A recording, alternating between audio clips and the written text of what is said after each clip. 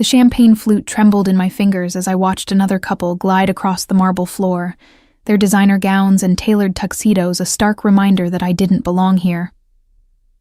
The grand ballroom of the Meridian Hotel stretched before me like a gilded cage, crystal chandeliers casting diamond patterns across walls draped in burgundy silk, the scent of imported roses mingling with expensive cologne that probably cost more than my monthly rent.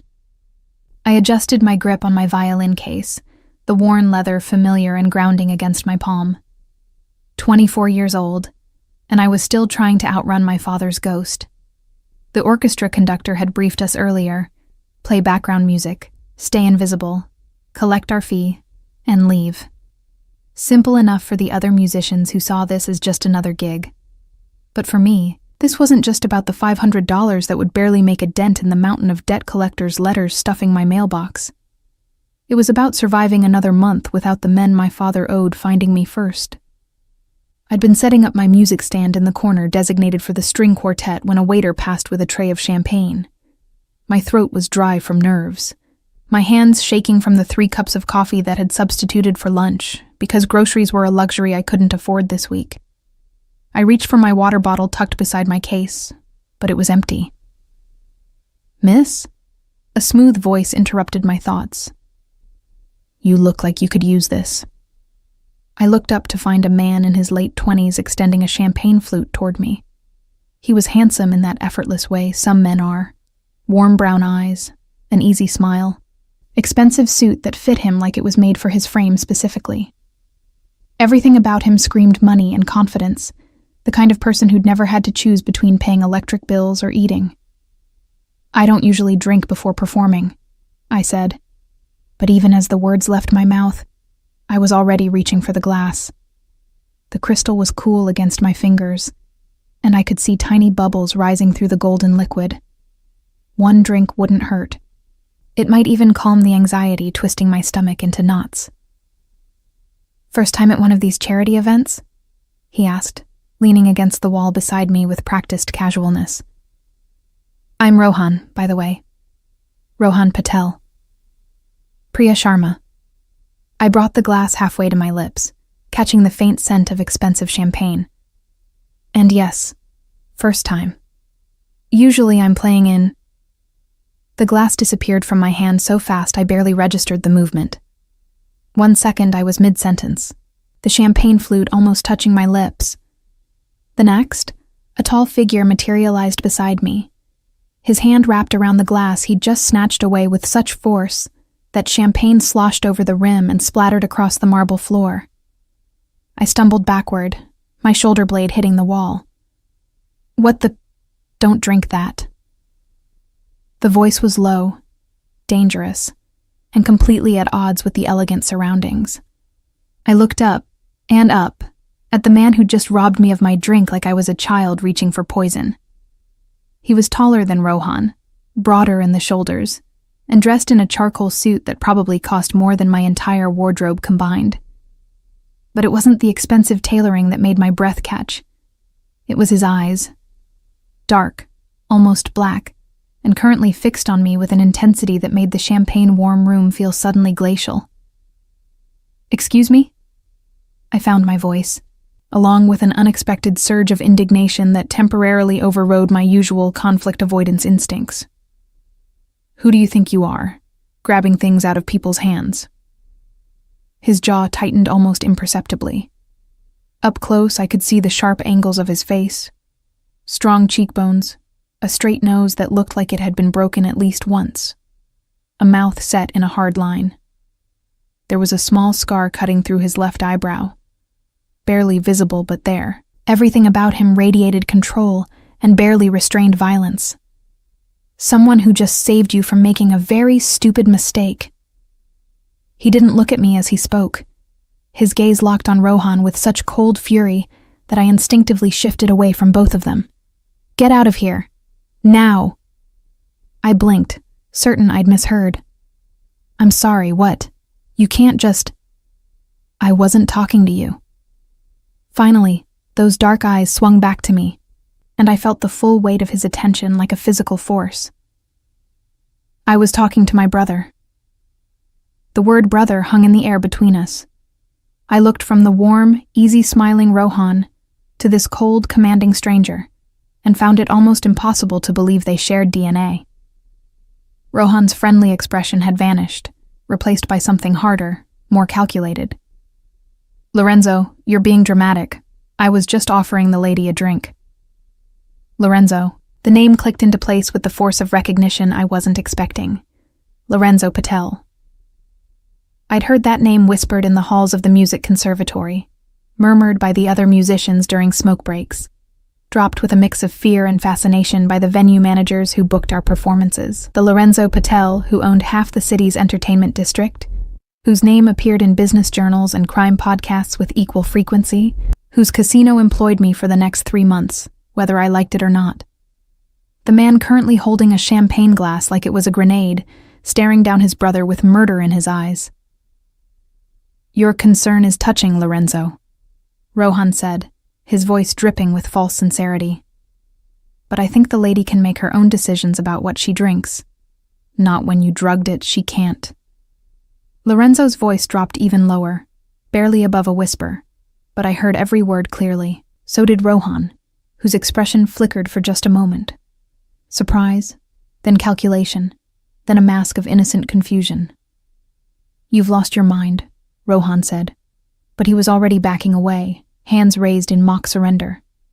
"Paranoia doesn't look good on you, brother." Lorenzo didn't respond. He simply stared until Rohan melted into the crowd of elegantly dressed guests, disappearing among the donors and socialites who'd paid thousands to attend this charity gala. Only then did those intense eyes return to me. "Drugged?" The word came out shakier than I intended. I was still pressed against the wall, my music stand forgotten, the violin case at my feet suddenly seeming like the only solid thing in a world that had tilted sideways. "That was drugged?" "Not for you."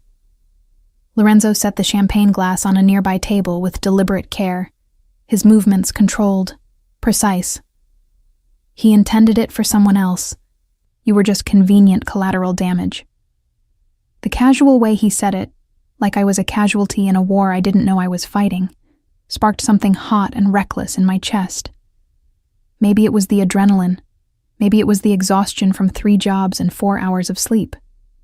Maybe it was the knowledge that I'd been seconds away from drinking something that could have destroyed me, saved only by this stranger's intervention. "Collateral damage?" I heard myself say, my voice stronger now, edged with an anger I hadn't known I possessed. "Is that what I am to you? Just another person who got in the way of your family's, drug delivery system?" Something shifted in his expression. Not quite surprise, but close, like I'd done something unexpected. "You should be thanking me," he said, but there was a question beneath the statement, like he was testing me. "Should I?"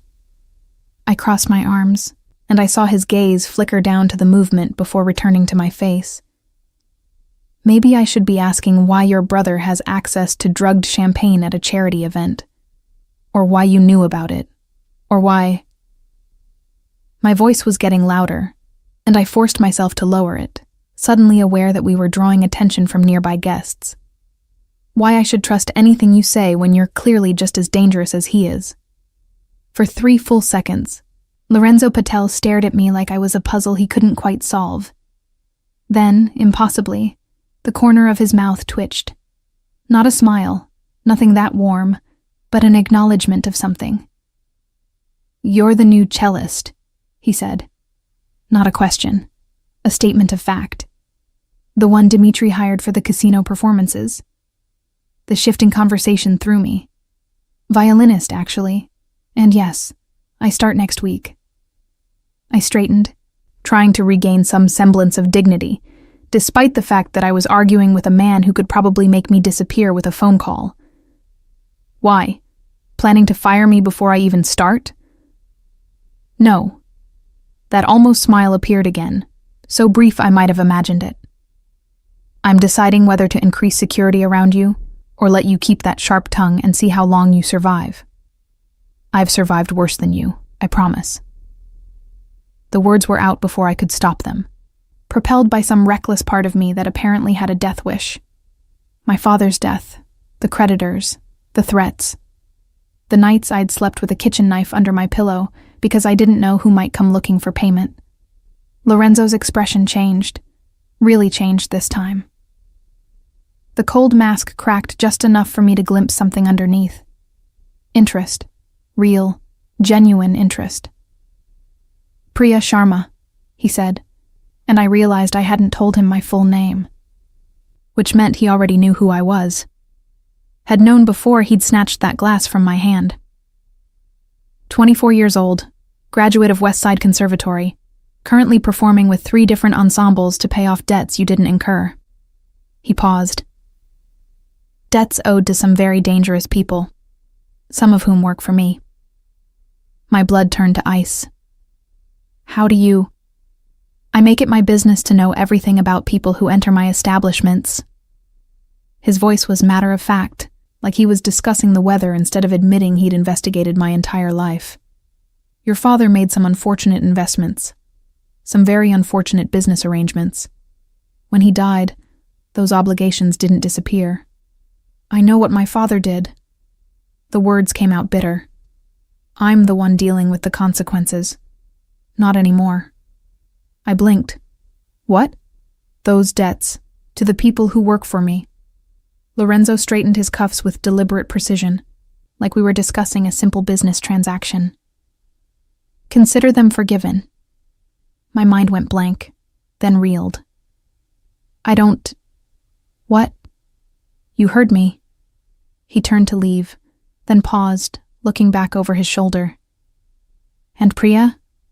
The next time my brother offers you a drink, or anyone else you don't know, assume it's poisoned, because in my world, it probably is."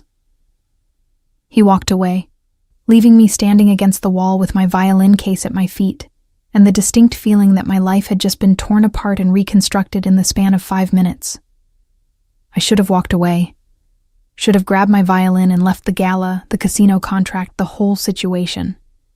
Instead, I watched Lorenzo Patel disappear into the crowd, my heart pounding, my hands shaking for entirely different reasons than before, because somewhere between the champagne glass being ripped from my hands and his casual announcement that he'd erased debts that had been destroying me for 2 years, I'd felt something I hadn't experienced in longer than I could remember. I'd felt seen. And that was far more dangerous than any drugged drink could ever be. The casino floor pulsed with controlled chaos, slot machines chiming their electronic symphonies, dice clattering across felt tables, the murmured conversations of high rollers placing bets that exceeded my annual income. I'd been performing here for 3 weeks, and I still hadn't adjusted to the assault of sensory overload that hit me every time I stepped through the employee's entrance. The Pearl Lotus Casino occupied prime real estate in the entertainment district, 5 stories of glass and steel that looked elegant from the outside and predatory from within. Everything was designed to disorient. No clocks, no windows in the gaming areas, lighting calibrated to make you lose track of time. I performed on the mezzanine level, where the atmosphere shifted from desperate gambling to refined entertainment. String quartet music for people who wore watches worth more than cars. I was early, as always. Anxiety had a way of making me pathologically punctual. I made my way through the service corridors toward the performer's lounge, my violin case a familiar weight against my hip. The hallways back here were all concrete and fluorescent lighting, stripped of the casino's glossy facade. This was where the machinery of Lorenzo Patel's empire operated. Security monitors, storage rooms, offices where I assumed deals were made that had nothing to do with legitimate business.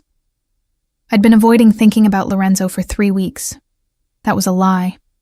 I'd been thinking about him constantly while actively avoiding any actual encounters. True to his word, the debts had vanished. The threatening letters stopped arriving. The men who'd shown up at my apartment demanding payments that grew larger each month. They disappeared like they'd never existed. I'd called every creditor on my list, prepared for the catch, the trap, the new terms that would bind me tighter than before. But there was nothing. Accounts marked as settled. Balances 0. When I'd pressed for details, I'd been met with uncomfortable silences and vague assurances that the situation had been handled. I should have been relieved. Instead, I felt like I'd traded one kind of debt for another, more dangerous kind. Priya, there you are. Isabel, the violist in our quartet, waved me over to the lounge. She was already in performance attire, black dress, hair swept into an elegant updo. Did you hear about the schedule change? I set down my case, unzipping it with practiced efficiency. What schedule change? We're not performing on the mezzanine tonight. Lorenzo wants us in the Sapphire Room. She said his name casually, like he was just another venue manager, instead of the man who owned this building and possibly controlled half the crime in the city. Some kind of private party. My hands stilled on my violin. The Sapphire Room? I know, right? Apparently it's where he entertains VIP clients. We're getting paid double. Isabel checked her reflection in the mirror, adjusting an earring. I heard he only opens that room for really important people. Politicians, business moguls, the kind of people who... Who what? I asked when she trailed off. She met my eyes in the mirror. The kind of people who make other people disappear if they're unhappy with the entertainment. That's comforting, I muttered, running my fingers along my violin strings, checking the tuning by muscle memory. The wood was smooth and warm, the only thing I owned that had belonged to my father that didn't carry the taint of his mistakes. He'd bought it for me when I was 16, before the gambling, before the debts, when he still believed music would save me from the life he'd built. He'd been wrong about a lot of things, but he'd been right about the violin. The other two members of our quartet arrived, James on second violin and Marcus on cello. We ran through a quick warm-up in the lounge, our instruments blending in the familiar harmonies we'd perfected over months of performances. This was the part I loved, the part that made everything else bearable.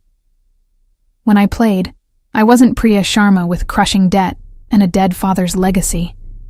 I was just the music, just the notes flowing through my fingers. A security guard appeared in the doorway, one of Lorenzo's men, judging by the expensive suit and the earpiece barely visible beneath his short hair.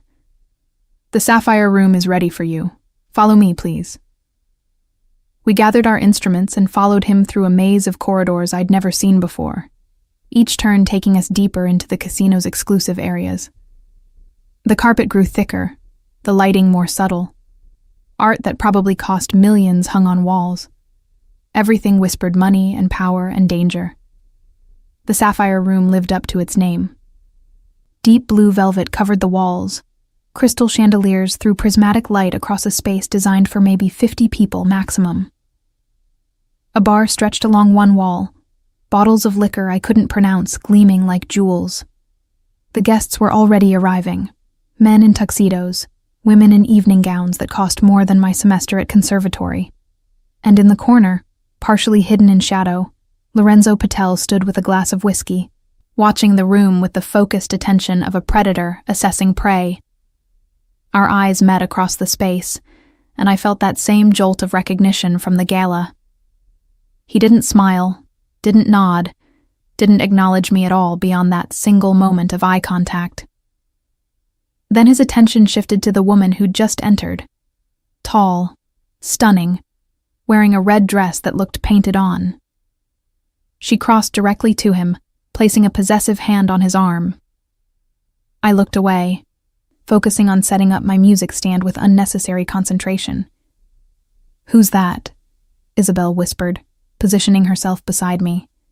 "With Lorenzo." How should I know? I arranged my sheet music with hands that wanted to shake but refused to give them permission. "That's Sophia Romano," Marcus supplied, settling behind his cello. "Daughter of the Romano family. Rumor is she and Lorenzo are engaged, merging two of the city's most powerful families." Of course he was engaged. Of course the man who'd saved me from drugged champagne and erased my debts had a fiancée who looked like she belonged on magazine covers. Why had I expected anything different?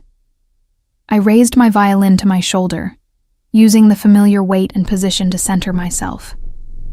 This was just a job. Lorenzo Patel was just my employer.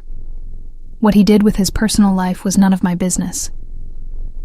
We began to play Vivaldi's Four Seasons, because apparently these people enjoyed cliches with their cocktails. My fingers moved through the familiar passages, while my mind cataloged details I shouldn't have been noticing.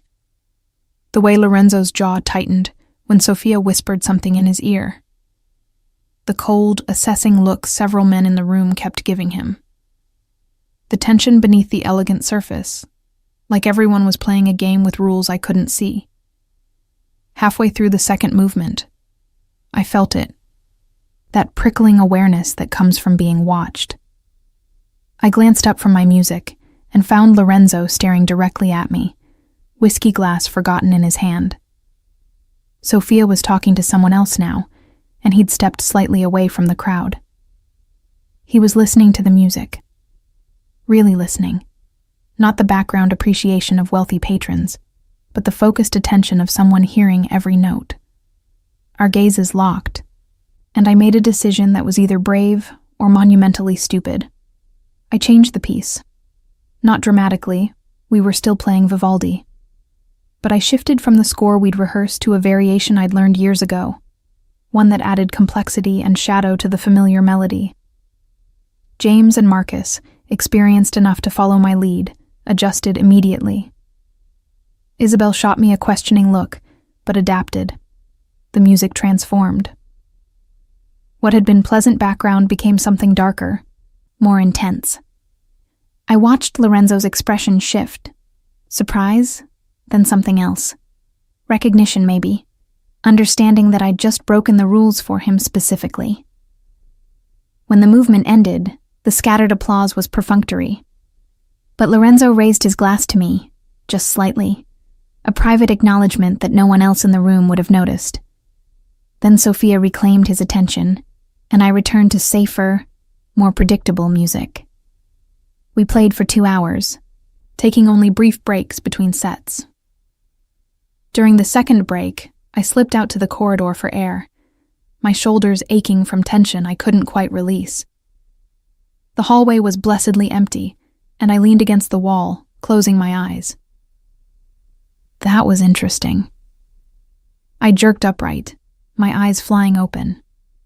Lorenzo stood 3 feet away, hands in his pockets, expression unreadable. What was interesting?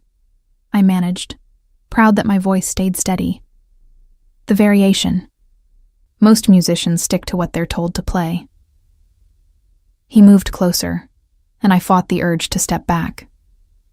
You took a risk. I thought that's what you paid for. Entertainment. I pay for obedience. He stopped just inside my personal space, close enough that I could smell his cologne. Something expensive and subtle. What I got was challenge. Should I apologize? I met his eyes, refusing to back down even though every survival instinct screamed at me to be careful, be small, be forgettable. No. That almost smile appeared again. You should do it again next week. I'm performing next week? Every week. Same room, same time. He pulled an envelope from his jacket pocket, extending it toward me. Your payment for tonight, and a contract amendment. You'll be performing exclusively for my private events from now on. I took the envelope, feeling the weight of cash and paper inside. What if I don't want to perform exclusively for you? Then you're free to leave. Lorenzo's voice was perfectly calm, perfectly reasonable. But the debts I cleared, those creditors still exist. And if you're not under my protection anymore, they might remember what you owe them. Ice flooded my veins. That's blackmail. That's reality. He stepped back, giving me space I suddenly didn't want. You think I erased those debts out of charity? I made an investment, Priya. I expect returns. What kind of returns? The question came out harder than intended. Because if you think... I think you're talented. He cut me off, his expression darkening.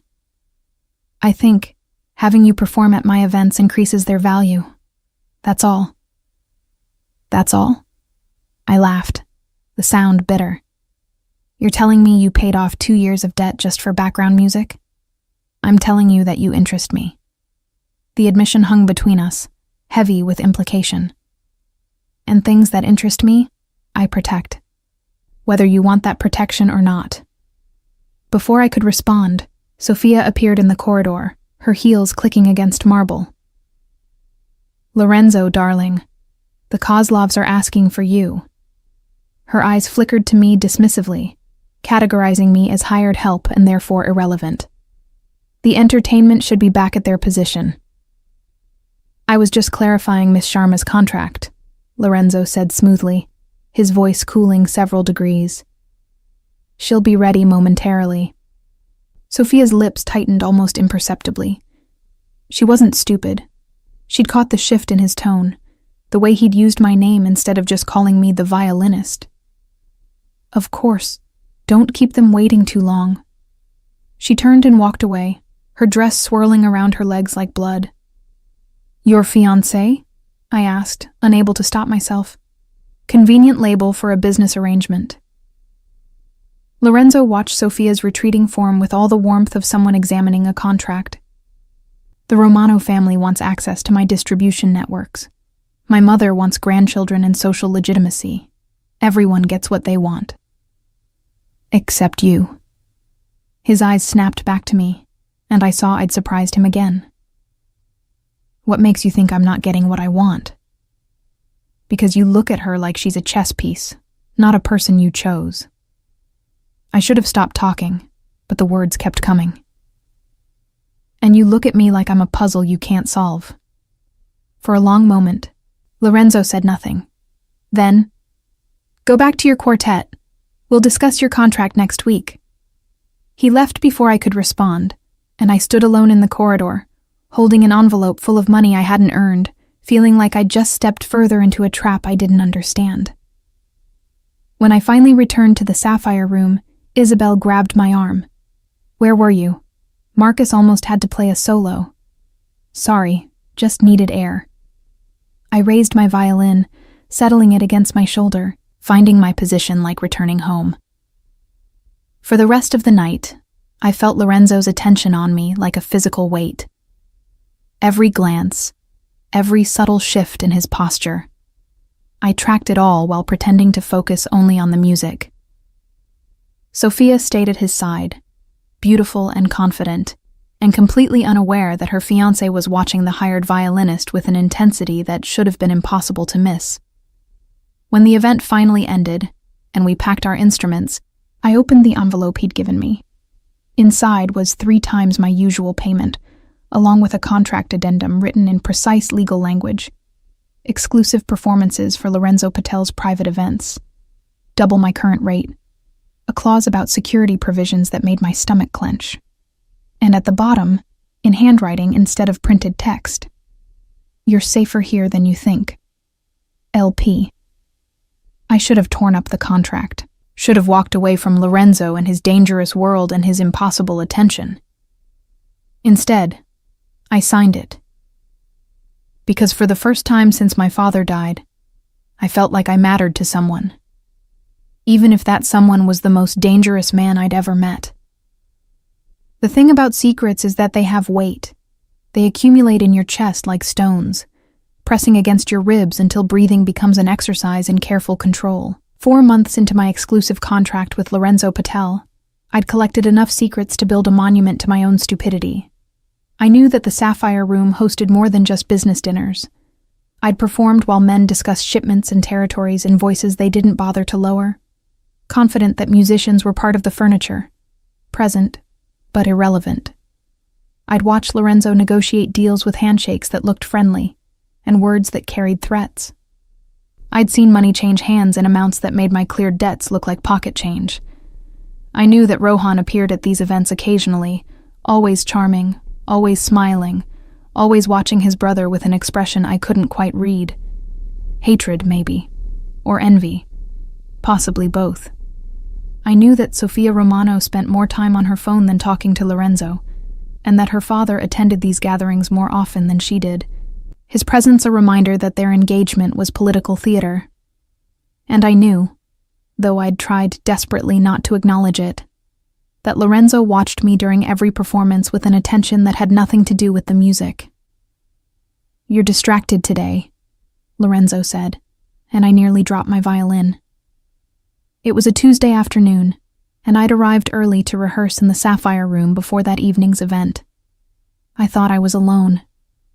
Apparently, I'd been wrong. He emerged from the shadowed corner near the bar, where he must have been sitting for God knows how long, watching me practice. "I wasn't expecting an audience," I managed, lowering my violin. Clearly. Lorenzo crossed the room with that predatory grace I'd started cataloging in my nightmares. He wore dark slacks and a white dress shirt with the sleeves rolled to his elbows, exposing forearms that suggested he did more than push paper from behind a desk. "The Brahms is giving you trouble." "I've been playing Brahms since I was 15. It's not giving me trouble." "Then why did you repeat the same 16 bars 4 times, each time getting progressively more frustrated?" He stopped a few feet away, hands in his pockets. Casual. Unthreatening. Except nothing about Lorenzo Patel was truly casual or unthreatening. I set my violin in its case with deliberate care, using the time to collect my scattered composure. Maybe I just wanted to perfect it. Maybe. He moved to the bar, pulling out a bottle of water and tossing it to me. I caught it reflexively. "Or maybe you've been sleeping poorly for the past week, which is affecting your concentration." The observation was too specific, too accurate. "Have you been watching my apartment?" "I've been ensuring your safety." He poured himself whiskey from a crystal decanter, the amber liquid catching the light. "There's a difference." "Is there?" I twisted the cap off the water bottle, suddenly aware of how dry my throat was. "Because from where I'm standing, it looks an awful lot like surveillance."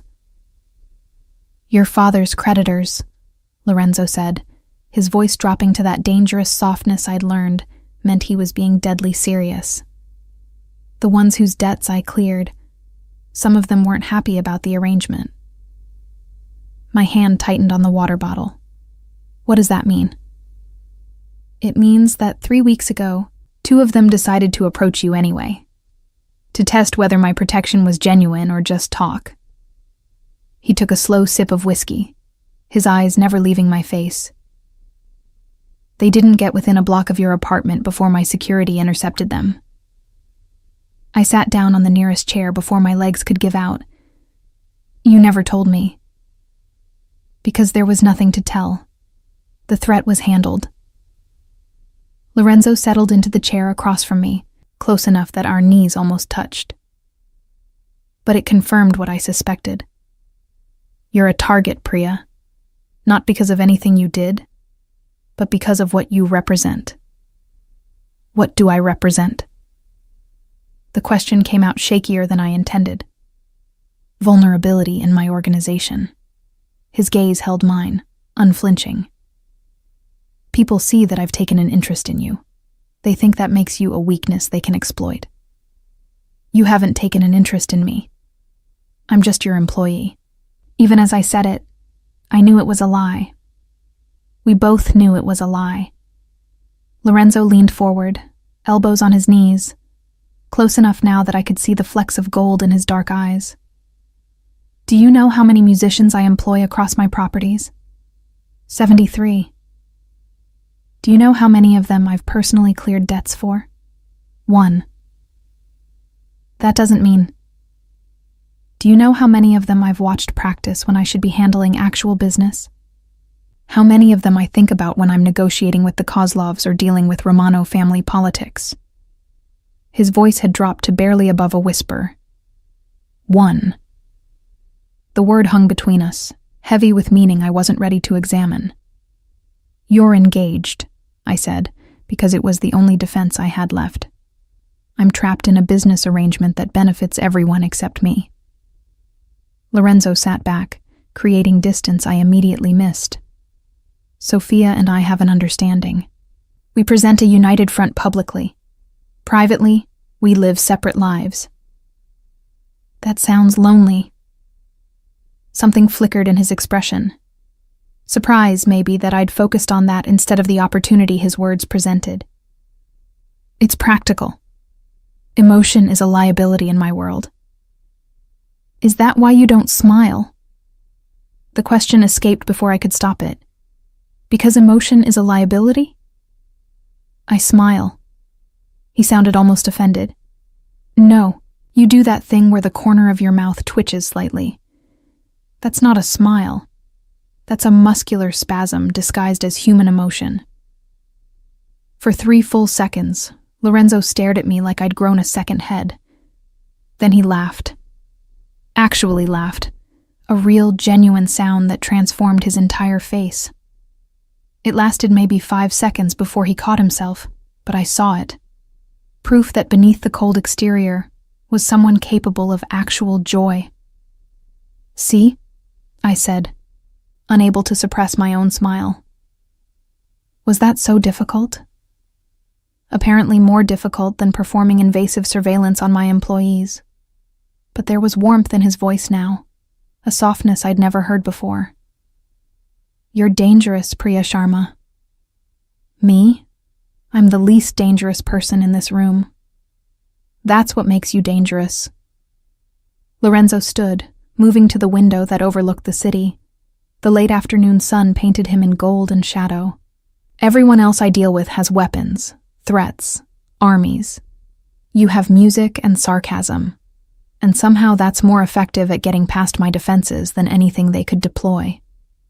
I should have let it go. Should have deflected with another joke, maintained the careful distance I'd been cultivating for 4 months. Instead, I asked, "What happened to you?" He went very still.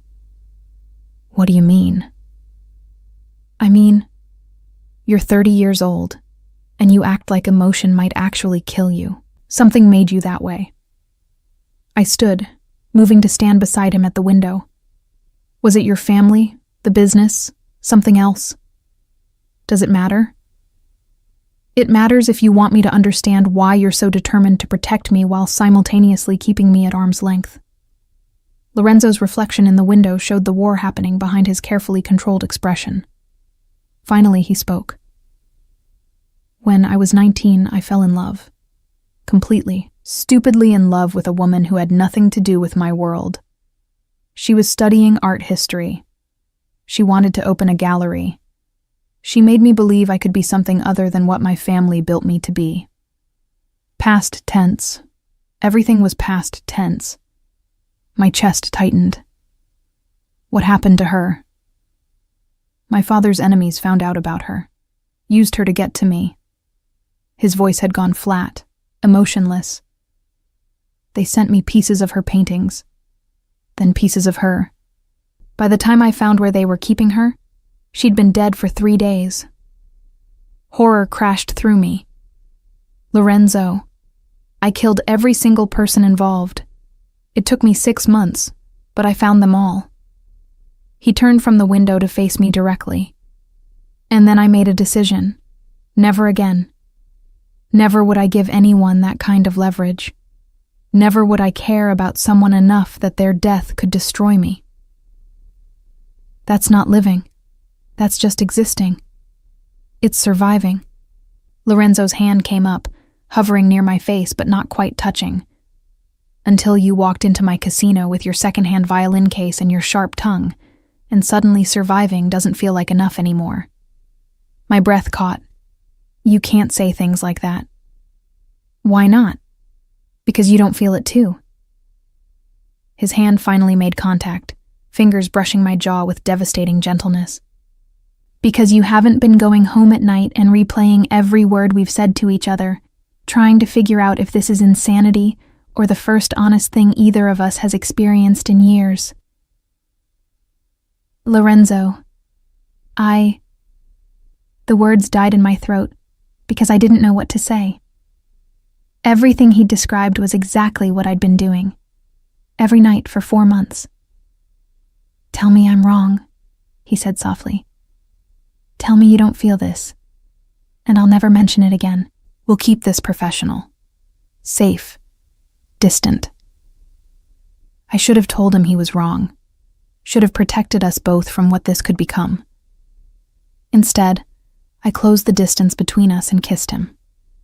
His response was immediate, one hand sliding into my hair, the other wrapping around my waist, pulling me against him with barely restrained desperation. He kissed like he did everything else, intensely, completely, like nothing existed beyond this moment. When we finally broke apart, both breathing hard, Lorenzo rested his forehead against mine. "This is a terrible idea." "The worst," I agreed.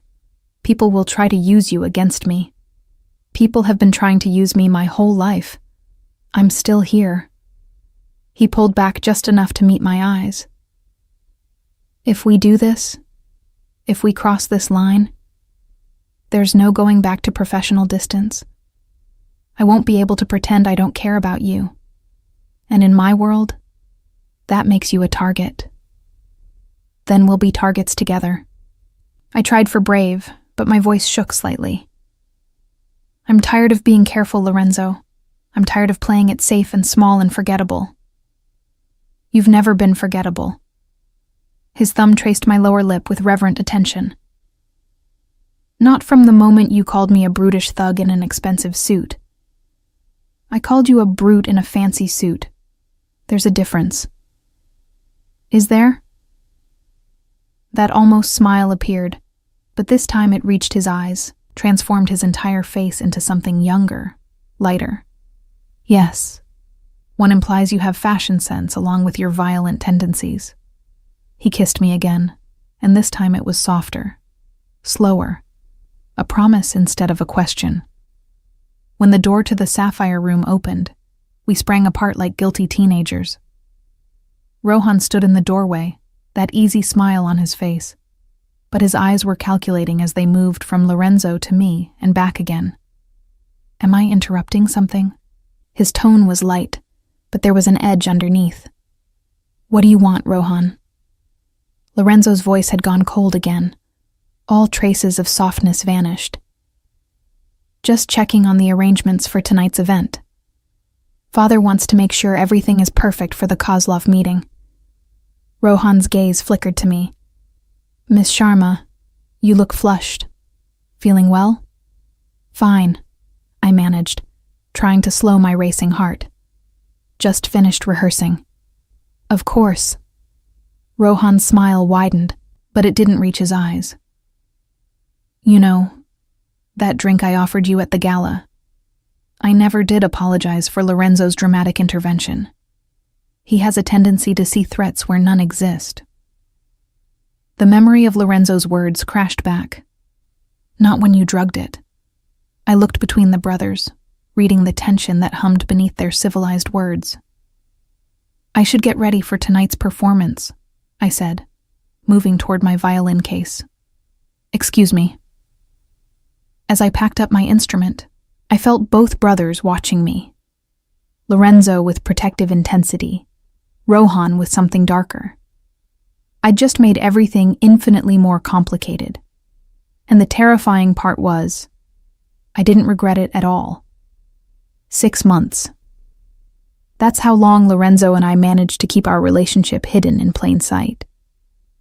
To the outside world, I was still just his exclusive performer, the violinist who played at his private events, who commanded a higher fee because of her talent, nothing more. We were careful, professional during events. I never arrived at his penthouse through the front entrance. We didn't speak in public beyond what was necessary. But in the hours between midnight and dawn, when the casino floor below finally quieted and the city outside his windows glowed with artificial stars, I learned who Lorenzo Patel really was beneath the armor. I learned that he played piano, though he claimed to be terrible at it. He wasn't. He was just out of practice, his fingers stumbling over keys that once flowed as naturally as breathing. His mother had taught him before she died, before his father transformed their family business from semi-legitimate investments into the empire Lorenzo now controlled. I learned that he read philosophy texts in the original Greek because languages helped him think clearly. That he'd wanted to be an architect before family obligation redirected his path. That he still sketched buildings in notebooks he kept hidden, designs for structures he'd never build. I learned that beneath the cold control was someone desperately lonely, who'd convinced himself that isolation was strength. And I learned what it felt like to fall completely, irrevocably in love with someone I absolutely shouldn't love. "You're thinking too loudly," Lorenzo murmured against my hair. We were in his bed, the city spreading beneath us through floor-to-ceiling windows. Dawn was still an hour away, which meant I had time before I needed to slip back to my apartment and maintain our careful fiction. "I'm thinking about how impossible this is," I admitted, tracing patterns across his chest, "and how I don't care that it's impossible." His arm tightened around me. "Priya, I know all the reasons this can't work."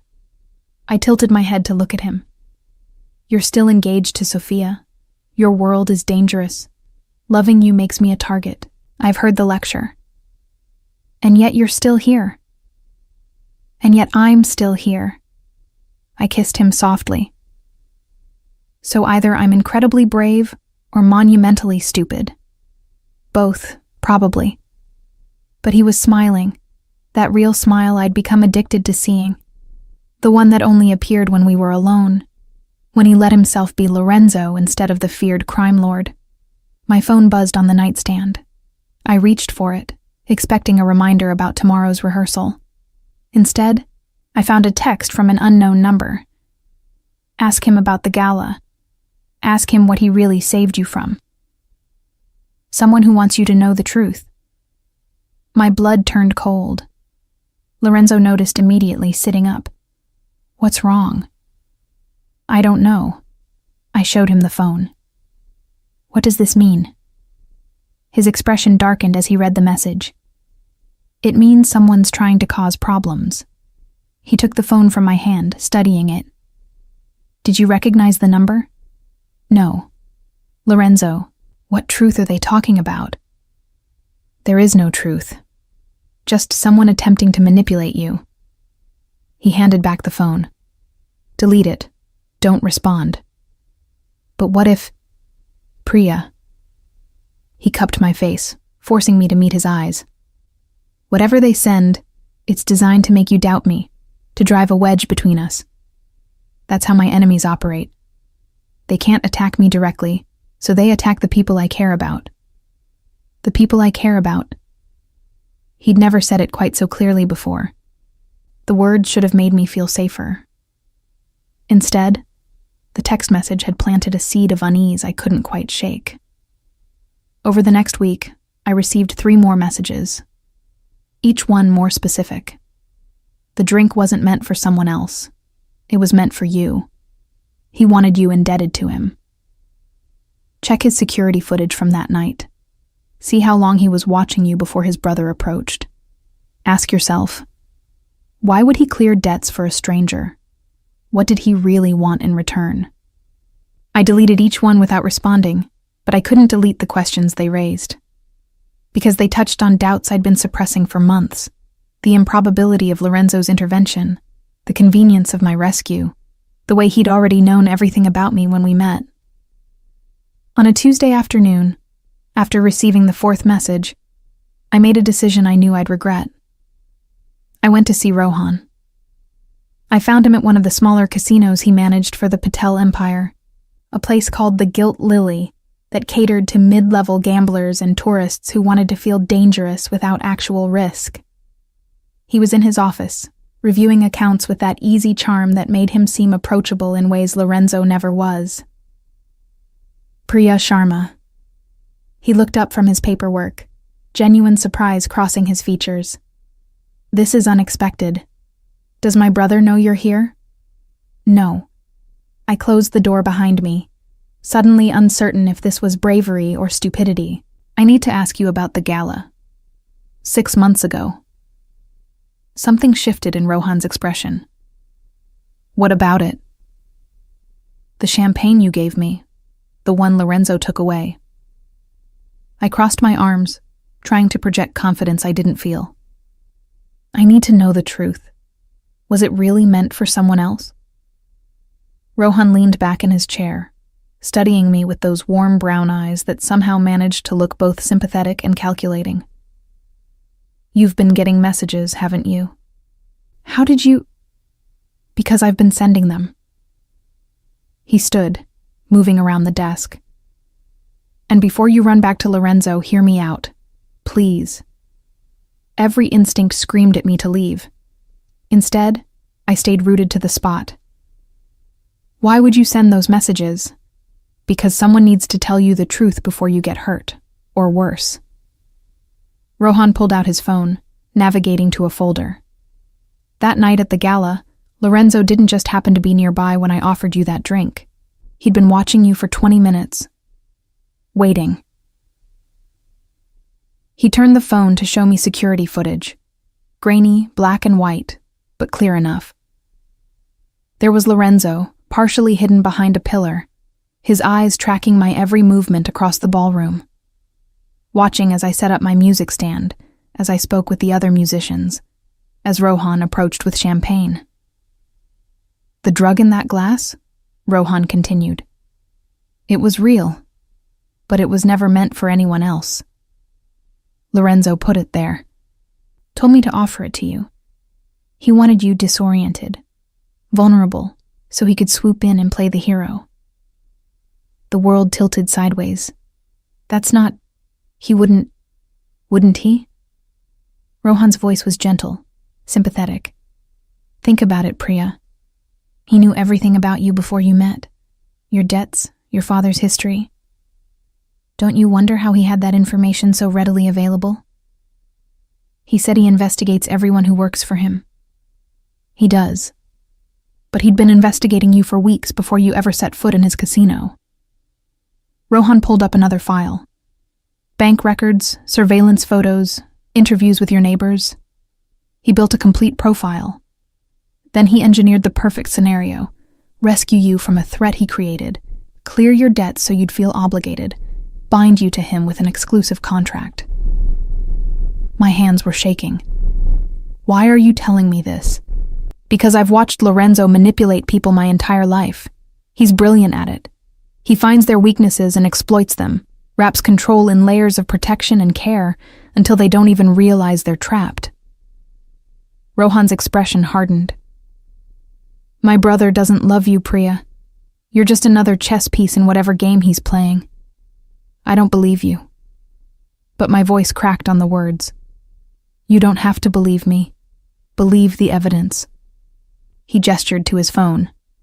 I can send you all the files, all the proof, every manipulation, every calculated move. Or you can walk out of here and pretend we never had this conversation. Go back to him and live in the beautiful lie he's constructed. I should have walked out. Should have gone straight to Lorenzo and demanded the truth from him directly. Instead, I said, send me the files. Rohan's phone buzzed in his hand. Already done. Check your email. He moved closer, his expression softening.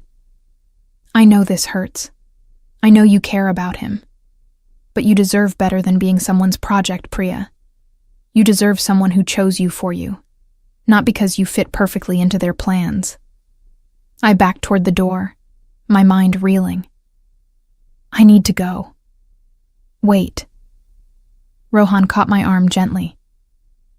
One more thing. Ask Lorenzo about the woman who died, the one he supposedly loved. Ask him what really happened to her. What does that mean? Just ask him. See if he tells you the truth. Rohan released me. And be careful. My brother protects his investments very carefully if he thinks you're becoming a liability. He didn't finish the sentence. He didn't have to. I left the Gilt Lily and walked for 3 hours through the city, my phone heavy in my pocket with all the files Rohan had sent. Files I couldn't bring myself to open, but couldn't bring myself to delete either. By the time I reached Lorenzo's building, night had fallen.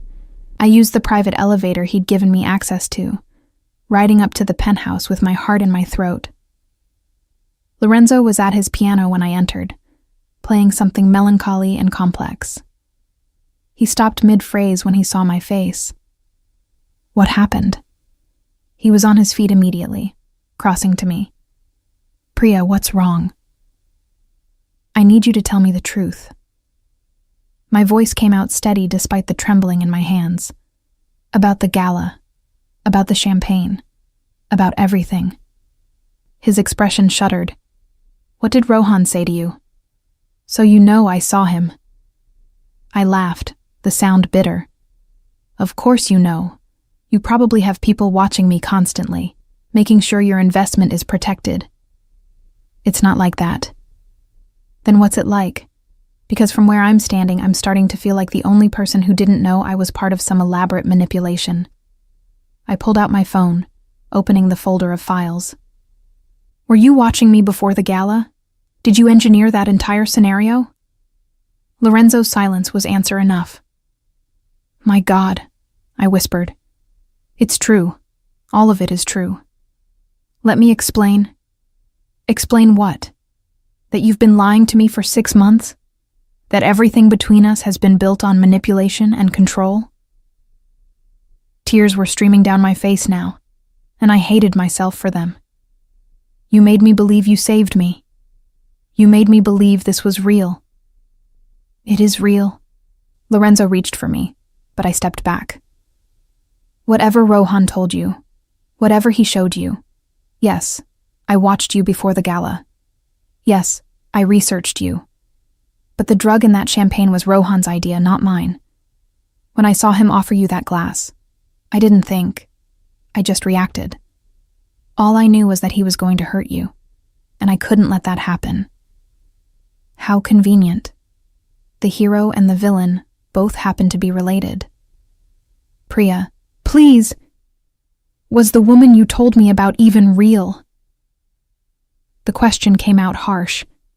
The one who died? Or was that just another story designed to manipulate me? Something cracked in Lorenzo's expression. Pain so raw it made me want to take back the words. Elena was real. Her death was real. And it destroyed me in ways I still haven't recovered from. I don't know what to believe anymore. Believe this. He closed the distance between us, his hands framing my face with desperate gentleness. Believe that whatever I've done, whatever mistakes I've made, my feelings for you are real. I love you, Priya. I'm in love with you in ways that terrify me. Love doesn't look like control. You're right. He released me, stepping back. I've spent my entire life controlling everything and everyone around me, because it's the only way I know how to protect the things I care about. But with you, I don't want control. I want... He stopped, struggling for words. I want to deserve you, and I know I don't. Not yet. I stood there, torn between the evidence on my phone and the man before me who looked like he was breaking apart. I need time, I finally said. I need to think. Take all the time you need. Lorenzo's voice was rough. But don't disappear on me, Priya. Don't run. We can work through this. I left without answering, taking the elevator back down to street level. In the lobby, I pulled out my phone and opened the files Rohan had sent, and discovered that half of them were fabricated. The surveillance footage had been edited. I could see the timestamps jump, the angles shift in ways that didn't quite match reality. The bank records were genuine, but taken out of context. The interviews with my neighbors were all dated after I'd started working for Lorenzo, not before. Rohan had woven truth with lies so skillfully that separating them would require time and expertise I didn't have. I stood in Lorenzo's lobby, holding proof of manipulation from both brothers, and realized I was trapped between two different versions of the truth. And I had no idea which one to believe. I didn't perform at the casino for 3 weeks. I sent a polite email claiming illness, then disappeared into my apartment like it could protect me from the impossible choice I was facing. Lorenzo respected my request for space, or at least he didn't show up at my door. But flowers arrived every other day. Not ostentatious arrangements, just single stems of increasingly obscure varieties, each with a card in his precise handwriting. Monkshood. Beware. A deadly foe is near. You were right not to trust easily. White chrysanthemum. Truth. I owe you complete honesty. Whenever you're ready. Red carnation. My heart aches. Because it does. The flowers accumulated on my windowsill. A strange garden of contrition from a man who probably didn't know the language of flowers before me, which meant he'd researched it specifically for this purpose. On the 19th day, I received a different kind of message. Not from Lorenzo or Rohan, but from an unknown number. If you want the truth about what happened 6 months ago, meet me at Café Noir, 3 p.m. tomorrow. Come alone. Someone who was there, I should have ignored it. Should have blocked the number and stayed in my self-imposed exile. Instead, I went. Café Noir was one of those deliberately bohemian places in the arts district. Mismatched furniture, students hunched over laptops, the smell of over-roasted coffee and artistic pretension. I arrived 15 minutes early, claiming a corner table with sightlines to both entrances. At exactly 3 p.m., a woman in her 40s approached my table. Well-dressed, professional, with the kind of confidence that came from years of navigating dangerous spaces. She sat without asking permission. Priya Sharma. Thank you for coming. She pulled out her phone, laying it face down on the table between us. My name is Natasha Volkov. I work for the Kozlov family. My stomach dropped. The Kozlovs were one of Lorenzo's primary rivals, Russian organized crime with tentacles throughout the city's underground economy. I should leave, I said, already half standing. Please, hear me out. Natasha's voice was calm, reasonable. I'm not here to threaten you or recruit you. I'm here because you deserve to know what actually happened at that gala. And why would the Kozlovs care about what happened to me? Because we were the intended targets that night. The drugged champagne. It was meant for Mikhail Kozlov's daughter. Rohan Patel had been courting her, gaining her trust. The plan was to drug her, create a compromising situation, use it as leverage against her father. I sank back into my chair. How do you know this? Because we have sources inside the Patel organization, and because Lorenzo Patel discovered the plan about an hour before the gala started. Natasha pulled up a photo on her phone, security footage from what looked like a parking garage. Lorenzo and Rohan, clearly arguing.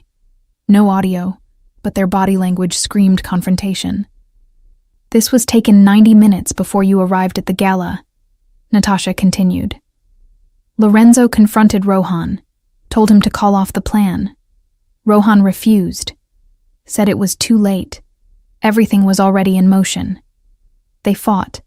Actually physically fought. Lorenzo won, obviously. Told Rohan if he went through with it, there would be consequences. But he still gave me the champagne. Because Rohan is clever. Natasha swiped to another photo.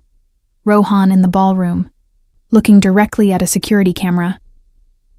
He knew Lorenzo would be watching. He deliberately chose you instead of his original target, knowing it would force Lorenzo to intervene publicly and reveal that he'd been watching you.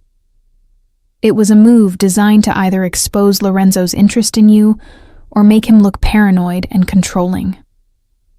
My mind raced, recontextualizing everything I thought I knew. Why are you telling me this? Because Rohan Patel is trying to start a war between our families and the Patels. He's been feeding information to our rivals, manipulating situations, all while positioning himself to take over when Lorenzo falls. Natasha leaned forward. And his current strategy involves destroying Lorenzo's relationship with you. Make you think Lorenzo is controlling and manipulative. Make Lorenzo think you've chosen to believe Rohan's lies. Push you both into positions you can't walk back from. I still don't understand why the Kozlovs care. Because despite being criminals, we prefer stability. Lorenzo Patel is ruthless, but predictable. He keeps his word, maintains clear boundaries. Rohan is chaos. If he takes control of the Patel empire, everyone suffers. Natasha stood. I've given you information. What you do with it is your choice. But if you love Lorenzo Patel, I suggest you stop playing into his brother's hands.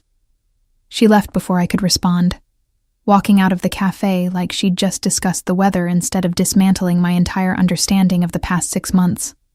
I sat there for an hour, staring at nothing, trying to piece together truth from lies.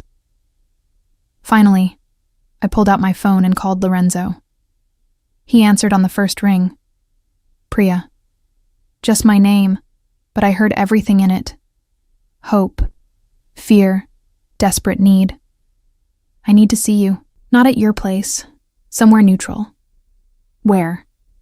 The Sapphire Room. Tonight after closing. Just you, no security, no witnesses. Priya, if this is... Please, Lorenzo, trust me. A long pause, then, I'll be there. I arrived at the casino at 2 a.m., using my employee access to slip through the service entrance. The main floor was closed, slot machines dark and silent. The Sapphire Room was on the 3rd floor, accessible through a private elevator that required a code Lorenzo had given me months ago. He was already there when I arrived, standing by the windows that overlooked the city. He'd changed from his usual suit into dark jeans and a simple black shirt. No armor, no pretense. You look terrible, I said softly. I haven't slept in 3 weeks. He turned to face me, and I saw the truth of it in the shadows under his eyes. Every time I close my eyes, I see you walking away. I talked to someone today, someone who gave me a very different version of what happened at the gala. His expression tightened. Who? Does it matter?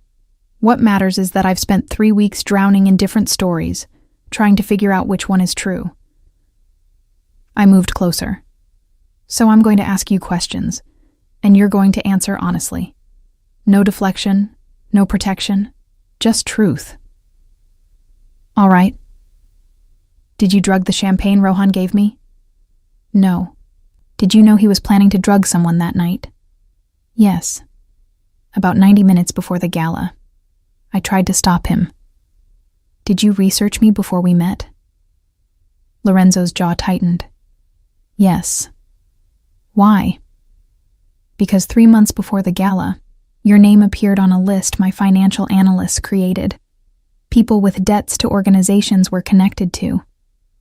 When I saw your profile, musician, talented, working 3 jobs to pay off your father's mistakes, He stopped, struggling. I wanted to know more. So I kept tabs on you.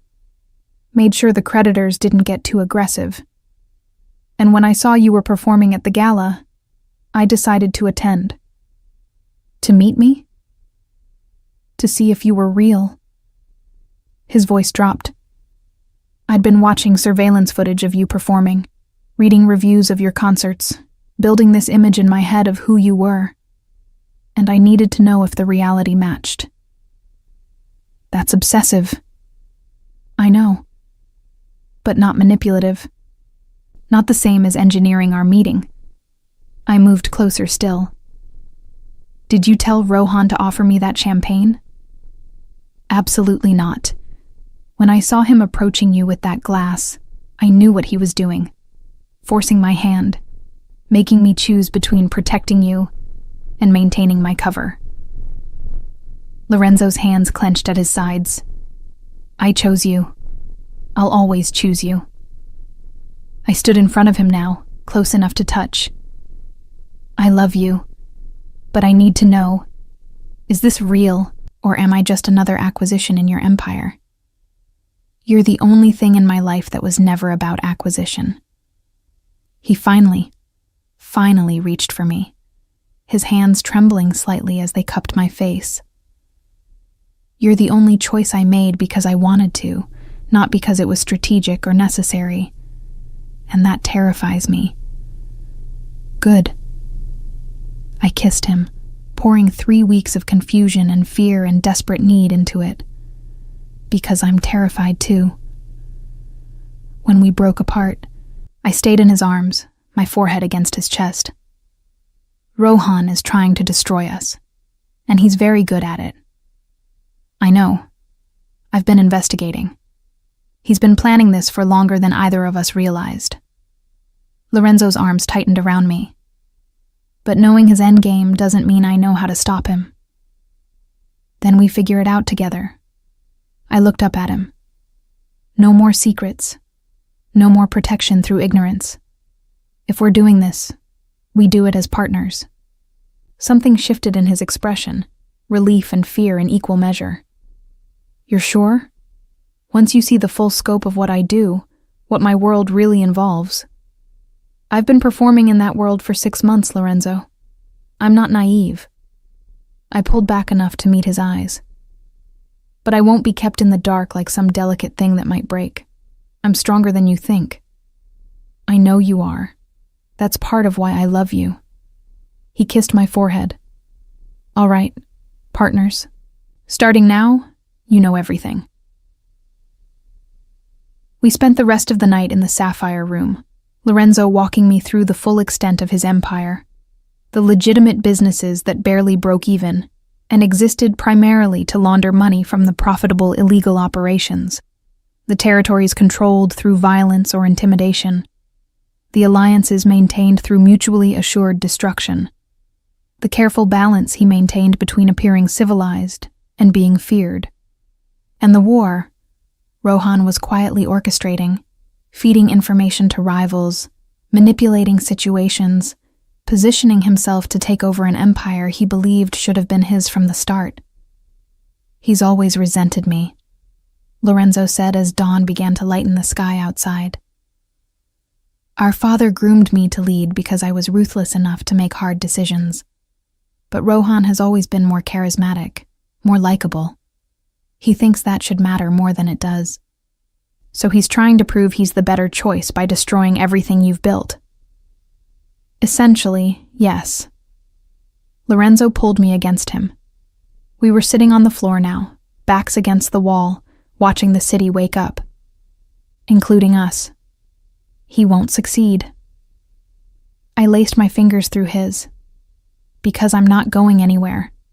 And together, we're going to figure out how to stop him. Lorenzo kissed my hand. I don't deserve you. Probably not, but you're stuck with me anyway. I rested my head on his shoulder. So what's our next move? We play his game, but better. Lorenzo's voice took on that cold, calculating edge I recognized from business negotiations. We let him think he's winning. Let him believe he's driven us apart. And we use that false confidence against him. I smiled against his shoulder. I like the way you think. What neither of us knew was that Rohan's final, most devastating move was already in motion. And it would force us to make choices that would change everything. The envelope arrived at my apartment 14 months after the gala. Plain manila, no return address. Shoved under my door sometime in the early morning hours, when even the city's insomniacs had surrendered to sleep. Inside were copies of documents that made my blood turn to ice. Police reports from 5 years ago. Autopsy results. Financial records showing transactions between Lorenzo Patel and the men who'd loaned my father money. And a single sheet of paper with a timeline that connected it all. 5 years ago. Ajay Sharma borrows $150 Zoandal dollars from Patel-controlled lending operation. 4 years, 8 months ago. Unable to repay, Sharma is offered alternative arrangement. Transport packages across state lines, no questions asked. 4 years, 6 months ago. Sharma attempts to back out. Lorenzo Patel personally oversees intervention. 4 years, 5 months ago. Ajay Sharma dies of heart attack in his home. Autopsy shows signs consistent with induced cardiac arrest. Investigation closed as natural causes. 3 months ago, Lorenzo Patel identifies Sharma's daughter as musician, begins surveillance, present. Priya Sharma is exactly where Lorenzo Patel wants her, grateful, indebted, In love with the man who murdered her father. My hands shook so badly I dropped the papers. They scattered across my floor like accusatory confetti. This had to be Rohan's work. Another manipulation. Another fabricated story designed to destroy us. Except the documents looked real. Too real. The police report had correct case numbers. The autopsy was signed by a doctor I could verify existed. The financial records bore Lorenzo's signature. I pulled out my phone with trembling hands, calling the only person I trusted to tell me the truth. Lorenzo answered on the second ring, his voice rough with sleep. "Priya, it's 4 a.m. What's wrong?" "Did you kill my father?" Silence. Long enough that I knew, even before he spoke, that my world was about to shatter. "Where are you?" His voice had gone flat, emotionless. "Answer the question." "I'm coming to you. Don't go anywhere. Don't call anyone. Just wait for me." He ended the call before I could respond. I sat on my floor, surrounded by documents that accused the man I loved of murdering my father, and waited for him to arrive and confirm that everything I believed had been a lie. Lorenzo appeared 20 minutes later, using the key I'd given him 3 months ago when we'd stopped pretending this was temporary. He was dressed haphazardly, jeans, untucked shirt, no shoes. He must have run from his penthouse. He saw the papers scattered across my floor and went very still. "Rohan sent these," I said. My voice sounded strange to my own ears, distant, clinical. "They say you killed my father. They say you planned this entire thing. Planned me." Lorenzo crouched down, picking up the documents one by one. His expression revealed nothing, but I saw his jaw tighten as he read. "Some of this is true," he finally said. The room tilted. "Which parts?" "Your father did borrow money from my organization. He did agree to transport packages when he couldn't repay. And he did try to back out." Lorenzo set down the papers with careful precision. "But I didn't kill him, Priya. I wasn't even involved in his case. By the time his debt reached my level of oversight, he was already dead. But these documents are real and fabricated." He pulled out his phone, navigating to a secure folder. "The police report is real. Your father's death was investigated, but the autopsy conclusion was natural causes because it was natural causes. He had an undiagnosed heart condition, see here, in the full report that Rohan conveniently didn't include." He showed me a different document, a complete autopsy that detailed congenital heart disease my father had never known about. The financial records showing my signature? Also real. But the dates are wrong. Lorenzo swiped to another image. "These transactions are from 8 months before your father died, when I approved writing off his debt as uncollectible. I didn't order his death. I ordered forgiveness. I wanted to believe him. God, I wanted to believe him so badly. But how do I know you're not just showing me more fabricated evidence? You don't." Lorenzo's voice was raw. "You have to choose, Priya. You have to decide whether you believe I'm capable of killing your father and then spending over a year manipulating you into loving me, or whether you believe Rohan is capable of constructing an elaborate lie designed to destroy the only real thing either of us has." My hand moved to the gun I'd started carrying 3 months ago. A small pistol Lorenzo had given me after teaching me to shoot, insisting I needed to be able to protect myself. I pulled it out, the weight familiar in my palm, pointed it at Lorenzo's chest. "If you did this," I said, my voice breaking, "if you killed my father and then made me love you, then shoot me."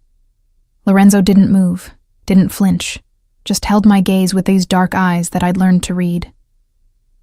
"But look at me first, Priya. Really look, and tell me what you see." I looked, saw pain, saw fear, real, genuine fear that had nothing to do with the gun and everything to do with losing me. Saw love that couldn't be faked, not like this, not at 4 a.m. with no audience to perform for. Saw truth. The gun fell from my shaking hands. I collapsed into his arms, sobbing so hard I couldn't breathe. "I can't do this anymore," I gasped against his chest. "I can't keep choosing between loving you and protecting myself. I can't." "Then don't." Lorenzo's arms came around me, solid and safe. "We end this, tonight, together." I pulled back enough to see his face. "How?" "By doing what we should have done months ago. We investigate. We find the real truth about what happened to your father. And we prove Rohan's been lying." His voice took on that cold edge. "And then we make sure he can never hurt anyone again." For the next 4 months, that's exactly what we did. Lorenzo gave me access to everything: files, surveillance, contacts. We worked with his most trusted people to rebuild the timeline of my father's final year. Interviewed people who'd known him. Tracked down the packages he'd transported. Books, as it turned out. Rare editions being smuggled to avoid import taxes. Nothing sinister. We found the doctor who'd performed the autopsy. He confirmed the heart condition, showed us medical records Rohan had somehow gotten sealed. Explained that my father's death, while tragic, was inevitable. The stress of debt had simply accelerated what would have happened eventually. We discovered that Rohan had been the one handling my father's case. That he'd pushed for harsher terms when my father tried to back out. That he'd been there, in my father's apartment, the night he died. And we found evidence of what Rohan had really done. Manipulated my father's debt. Used it to gain leverage. Orchestrated the stress that triggered the fatal heart attack. Not direct murder, but close enough. Most damningly, we found Rohan's real plan. Fabricate evidence framing Lorenzo for my father's death. Drive me to shoot Lorenzo in grief and rage, then step in to protect me from prosecution, positioning himself as the hero who'd avenged my father and now controlled the Patel Empire with me as his traumatized, grateful trophy. The man was planning my entire future like I was a chess piece with no will of my own. It took 20 months from our first meeting, but we finally had everything we needed. Evidence of Rohan's crimes, proof of his manipulations, and a plan to end this once and for all. The trap was simple: Lorenzo's mother. Natasha Volkov had been right. Rohan was actively destabilizing Lorenzo's alliances, trying to create chaos he could step into and resolve. The Kozlovs, the Romanos, even smaller organizations were all receiving information designed to make them question Lorenzo's leadership. So we gave Rohan exactly what he wanted: an opportunity to prove he was the better choice. We leaked information that Lorenzo's mother, Elena Patel, would be traveling alone to her sister's house upstate. No security, just a driver. A perfect target for someone wanting to send Lorenzo a message. Rohan took the bait. He abducted Elena on a rainy Thursday night, taking her to a warehouse he controlled on the outskirts of the city.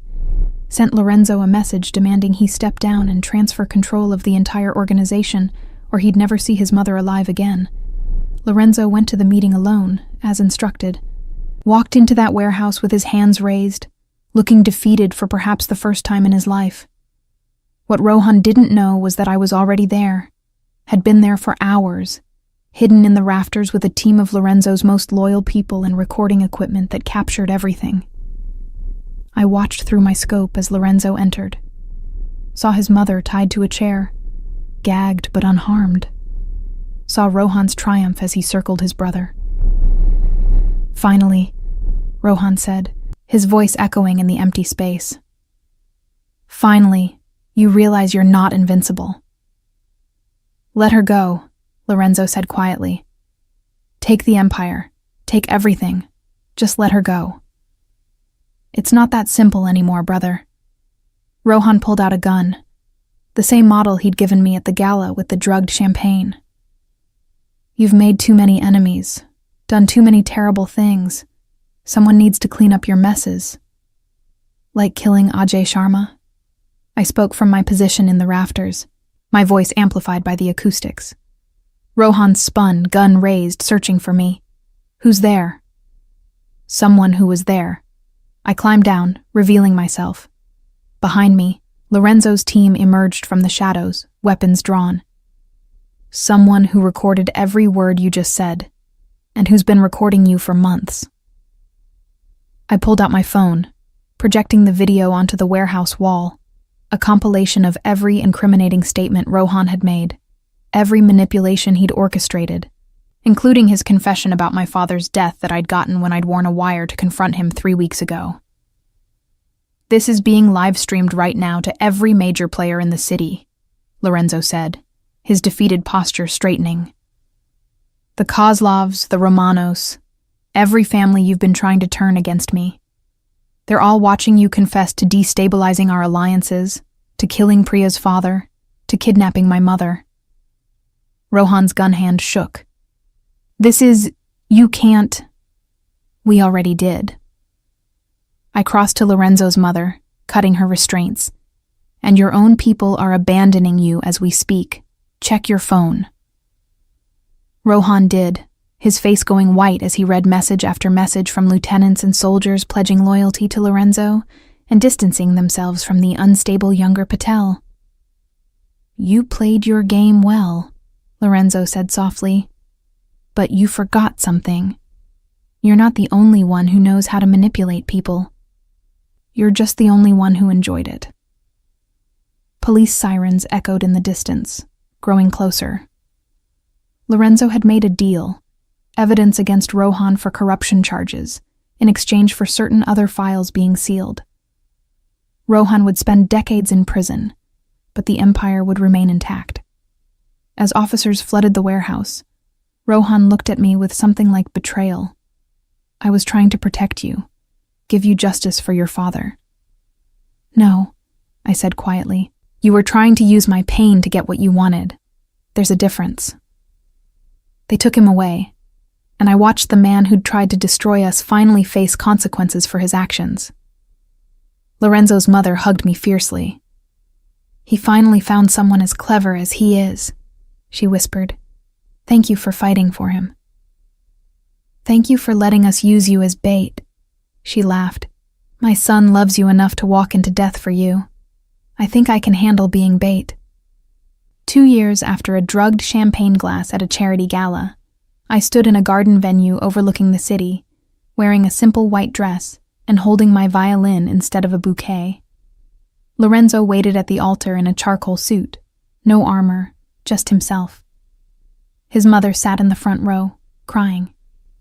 The Kozlovs attended, along with the Romanos and every other family in Lorenzo's world. A wedding that was part celebration, part strategic alliance reinforcement. But none of that mattered. What mattered was the man watching me with tears streaming down his face as I played the final piece I'd performed at the Gilt Lily on the night he'd found me, months after our first meeting, a melancholy variation on a theme he'd heard me practice in secret. I'd learned later that he'd recorded those practice sessions, listened to them on nights when business kept him away, found comfort in music he'd never asked for but couldn't live without. When the piece ended, I set down my violin and walked to him. "I love you," he said before I could speak. "And I'm going to spend the rest of my life proving I'm worthy of that." "You already have." I kissed him as our witnesses applauded. "But I'll let you keep trying anyway." We'd transformed his empire, the illegal operations dismantled gradually, legitimized, redirected. He'd created a foundation for young musicians buried in debt, named for my father. A way to turn guilt into something productive. And in quiet moments he played piano while I played violin, 2 instruments that shouldn't harmonize but somehow did, because we'd learned to make our own rules. The man who'd saved me from a poisoned drink had taught me the most important lesson. Sometimes love isn't about grand gestures. It's about showing up, being honest, choosing each other again and again, through manipulation and lies, and moments when walking away would be easier. It's about trusting that the person holding your heart will guard it as fiercely as they guard everything else they consider worth protecting. And it's about playing music that transforms sorrow into something beautiful, not despite the darkness, but because we'd learned to find light together. When a champagne glass became the beginning of forever, Priya and Lorenzo proved that sometimes the most dangerous thing isn't the poison in your drink. It's the person who saves you from it and then changes your entire world. Their story reminds us that love isn't always convenient or safe, but it's worth fighting for when it's real. What would you have done in Priya's place? Trusted your heart or walked away? If this story moved you, click like and share your thoughts in the comments below.